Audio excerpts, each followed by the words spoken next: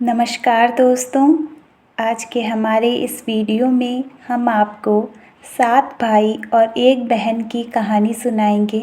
अगर आपको ये कहानी अच्छी लगे तो वीडियो को लाइक करें। साथ ही अगर आपने अभी तक हमारे चैनल को सब्सक्राइब नहीं किया है तो सब्सक्राइब करें, बेल आइकन दबाएं जिससे हमारे हर वीडियो की नोटिफिकेशन आपको मिलती रहेगी। तो चलिए शुरू करते हैं। बहुत समय पहले की बात है, किसी गांव में 7 भाई और 1 बहन रहते थे। उनके माता पिता जल्दी ही गुजर गए थे, तो बच्चों ने भी जल्दी ही व्यवहारिक काम सीख लिए थे। शुरू में सबको गुजारा चलाने में काफ़ी परेशानी आई, लेकिन समय के साथ सब कुछ आसान होने लगा। उस समय समाज के पुरुषों का काम जंगली जानवरों का शिकार करना, खेतों में काम करना और औरतों का काम घर का कामकाज करना और बच्चों को संभालना होता था। 7 भाई और उनकी बहन में बड़ा प्रेम था, वे मिलजुल कर रहते थे।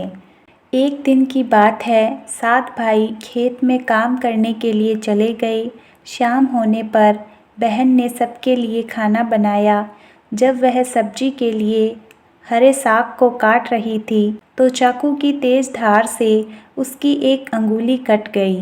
कटी हुई उंगली से खून की धारा बहने लगी।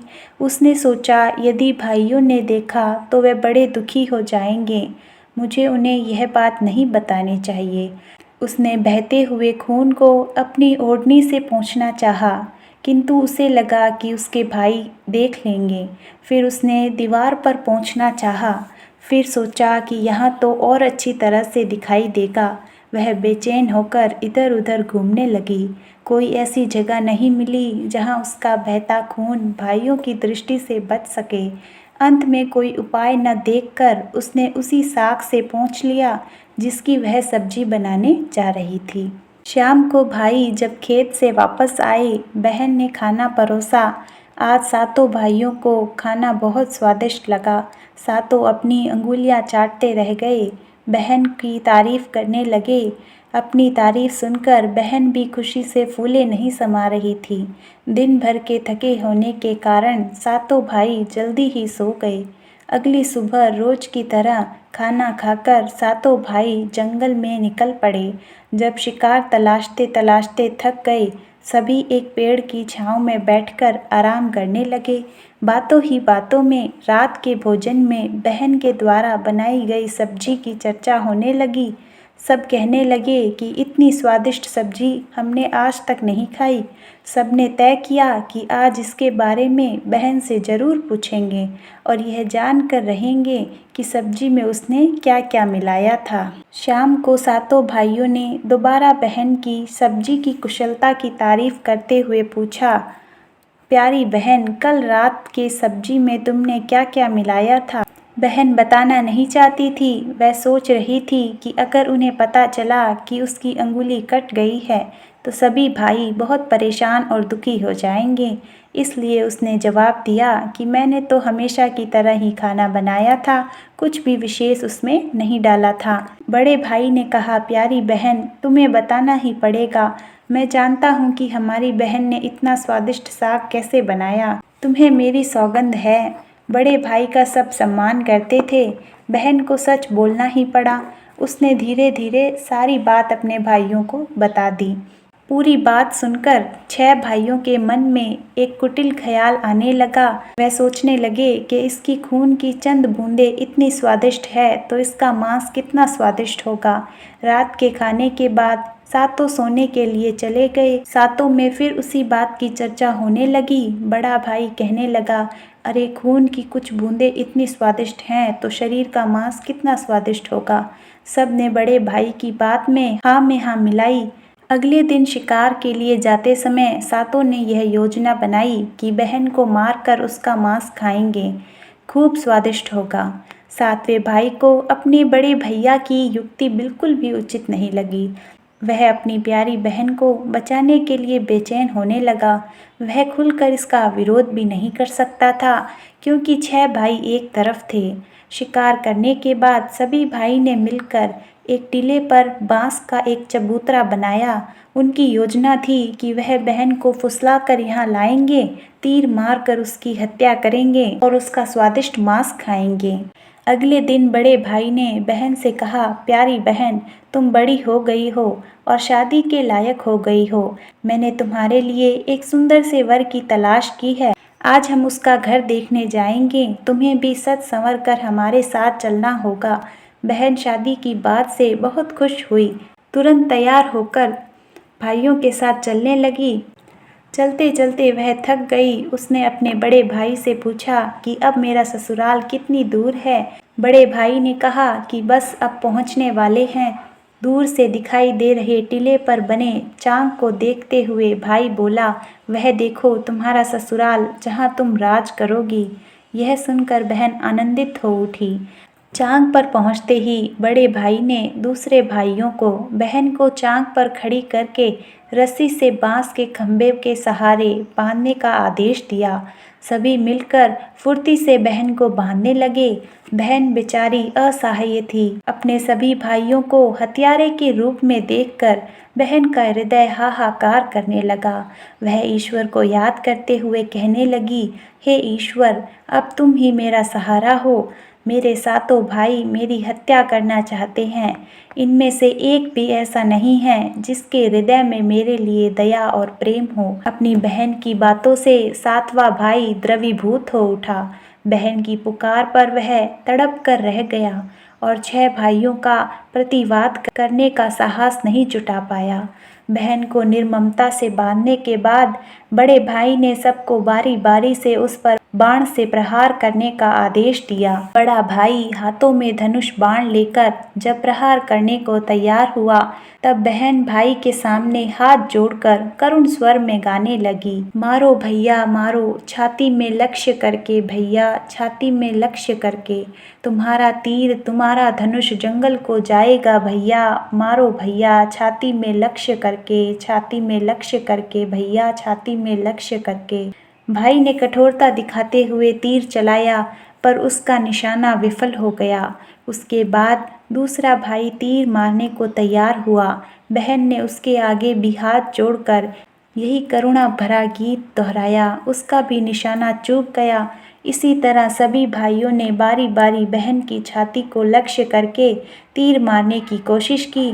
बहन हर बार यही गीत दोहराती रही। 6 भाई लक्ष्य भेद करने में असफल हो गए। अब 7वें की बारी थी। 6 भाई उसे कहने लगे कि पूरी ताकत से तीर चलाना, बहन को एक ही बार में ढेर करना है। यदि तुम्हारा निशाना चूक गया तो तुम जिंदा नहीं बचोगे। हम सब मिलकर तुम्हें मार देंगे। बहन ने छोटे भाई की जान को खतरे में देखा। उसने अपनी जान न्यौछावर करके उसे बचाने का निश्चय किया। वह ईश्वर से प्रार्थना करने लगी, हे ईश्वर, मेरे भाई का तीर मेरी छाती भेदने में सफल हो जाए। वह करुण गीत गाने लगी, मारो भैया मारो, छाती में लक्ष्य करके भैया, छाती में लक्ष्य करके। तेरा तीर मेरी छाती भेद जाए, मारो भैया मारो, छाती में लक्ष्य करके भैया, छाती में लक्ष्य करके। छोटे भाई ने तीर चलाया। उसका तीर बहन के मम्र पर जा लगा। वह दर्द से तड़प उठी। कुछ देर झटपटाने के बाद उसके प्राण पखेरु उड़ गए। वह निस्पंद हो गई। अपनी कुटिल योजना सफल होने पर 6 भाइयों की बाँछें खिल गई। वे बहुत खुश हुए। सातों ने मिलकर मृत बहन का शरीर चांग से नीचे उतारा। 6 भाइयों ने मिलकर बहन के शरीर की बोटी बोटी कर डाली। बड़े भाई ने 7वें भाई को जंगल से लकड़ी और पानी लाने का आदेश दिया। छोटा भाई पानी और लकड़ियों के साथ कुछ मछलियाँ और केकड़े भी ले आया। वह अंदर ही अंदर बहुत व्यथित था। उसके भाई अपनी बहन के मांस को बड़े चाव से पका रहे थे। वह अपनी प्यारी बहन का मांस नहीं खा पाएगा, और अगर नहीं खाएगा तो अन्य भाई उसे गाली देंगे। उसने मांस बनाते समय चुपके से अपने साथ लाई मछलियाँ और केकड़े को आग में दे दिया और अपने खाने का जुगाड़ कर लिया। चावल और मांस तैयार हो गए थे। जमीन पर केले के पत्ते बिछाकर उसमें सबके लिए खाना परोसा गया। छोटे भाई ने पहले ही अपने बैठने के स्थान पर एक छोटा गड्ढा खोद रखा था। उसने अपनी पतल में परोसे गए नर मांस को चुपके से गड्ढे में डाल दिया और मछली भात खाने लगा। अन्य भाई बहन की हड्डियां चबाने लगे, वह केकड़ा चबाने लगा। जब सबने बहन के शरीर के स्वादिष्ट मांस से अपना पेट भर लिया, तब बड़े भाई ने छोटे भाई से जूठा साफ करने को कहा। उसने बहन की बची कुची हड्डियां और शरीर के अन्य भाग जैसे सिर, नाखून, पंजे आदि सभी इकट्ठा करके उसी गड्ढे में डाल दिए और ऊपर मिट्टी से ढक दिया। कुछ समय के बाद उस स्थान पर बांस का एक पौधा उगाया। धीरे धीरे वहां बांसों का पूरा झुरमुट बन गया। एक बार कहीं से एक संत आया और उसी बांस के झुरमुट तले छुपकर मल त्याग करने लगा। उसी समय आकाशवाणी हुई, संत दुर्गंध आ रही है, संत दुर्गंध आ रही है। बार बार यह आकाशवाणी सुनाई देने लगी तो संत ने झटपट उस स्थान को साफ किया। उन्होंने झुरमुट में से एक बांस को काटा और अपने साथ ले गया। उस बांस से उसने बहुत ही सुंदर बांसुरी का निर्माण किया। वह उसे बजाकर दिन भर लोगों के घर जाकर भिक्षा मांगता था और बदले में खूब सारा उपदेश देता था। एक दिन संत भिक्षा के लिए बड़े भाई के द्वार पर गया। तब तक 6 भाइयों का विवाह तो हो चुका था, केवल 7वां भाई ही कुंवारा था। ज्यों ही संत ने बड़े भाई के आंगन में कदम रखा, त्यों ही संत की बांसुरी स्वयं बोल उठी, नहीं बजो रे बांसुरी, यही है दुश्मन सबसे बड़ा। बड़े भाई के घर नहीं बजो रे बांसुरी, दया प्रेम सब छोड़कर रिश्तों में ही दाग लगाया। नहीं बजो रे बांसुरी, यही है दुश्मन सबसे बड़ा। बड़े भाई के घर नहीं बजो रे बांसुरी। योगी के बाजे से बार बार निकल रही इस आवाज़ से बड़े भाई के पसीने छूटने लगे। उसने अपनी पत्नी से योगी को तुरंत भिक्षा देकर विदा करने को कहा। इसी तरह योगी बारी बारी से 6 भाइयों के द्वार पर उपस्थित हुआ। उनके आंगन में कदम रखते ही बांसुरी स्वयं ही यह गीत गाने लगती। उन्होंने भी अपनी पत्नी से तुरंत ही भिक्षा देकर उसे विदा करने को कहा। उनके मन में बार बार यह डर समा गया था कि यदि इसी तरह योगी की बांसुरी बजती रही तो उनकी पोल खुल जाएगी कि वह अपनी बहन के हत्यारे हैं। अंत में वह योगी 7वें भाई के घर पहुंचा, जो अभी तक कुंवारा था। वह अकेला रहता था।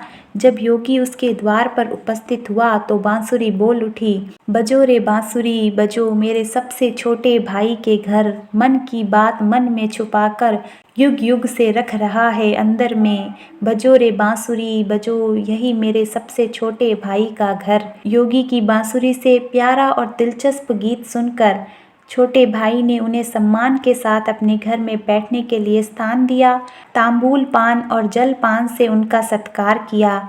इसके बाद बांसुरी के विषय में चर्चा हुई। योगी ने बांसुरी के जन्म की सविस्तार कहानी सुनाई। छोटे भाई ने उस बांसुरी को उसे देने की प्रार्थना की तो योगी ने उसे छोटे भाई को सौंप दी। योगी के चले जाने के बाद छोटे भाई ने बांसुरी को अपने बिस्तर के सिरहाने की तरफ एक साफ सुथरे स्थान पर धूप दीप जलाकर सम्मान के साथ रख दिया। कुछ दिनों के बाद छोटे भाई के घर में कुछ परिवर्तन दिखाई देने लगे। जब वह काम से लौटकर आता तो सारा घर साफ सुथरा पाता। जब रोज रोज यही बात दोहराने लगी तो छोटे भाई ने अपनी भाभियों से पूछा कि मेरे गैर हाजिरी में आप लोग मेरे घर की साफ सफाई करते हो क्या? सभी ने जवाब दिया, हमें तो अपने घर के कामकाज से फुर्सत नहीं है, तुम्हारा घर कैसे साफ करेंगे? छोटे भाई ने निश्चय किया कि आज वह छुप कर देखेगा कि उसका घर कौन साफ करता है। वह घर के कोने में छुप गया। घर सुनसान होते ही स्थापित बांसुरी से उसकी बहन की शक्ल की एक लड़की निकली, घर का सारा काम किया और वापस उसी बांसुरी में समा गई। छोटे भाई ने यह बात अपनी भाभी को बताई। उसकी भाभी ने उसे समझाया, जो ही लड़की बांसुरी से बाहर निकले तुम बांसुरी को आग के हवाले कर देना, फिर उस पर तुलसी जल छिड़क देना, फिर देखना क्या होता है। छोटे भाई ने बड़ी भाभी के कहे अनुसार उसने लड़की के बाहर निकलते ही बांसुरी को आग में डाल दिया और लड़की पर पवित्र तुलसी जल छिड़क दिया। तुलसी जल के स्पर्श से वह मानव रूप में आई। भाई ने देखा यह तो उसकी प्यारी बहन है। उसने अपनी बहन को गले से लगाया। उसके बाद दोनों भाई बहन बड़े प्रेम से जीवन बिताने लगे। इस कहानी से हमें यह सीख मिलती है कि निस्वार्थ प्रेम ही रिश्तों को बनाए रखता है। रिश्तों को कलंकित करने वाले लोग कभी छुप नहीं सकते। धन्यवाद।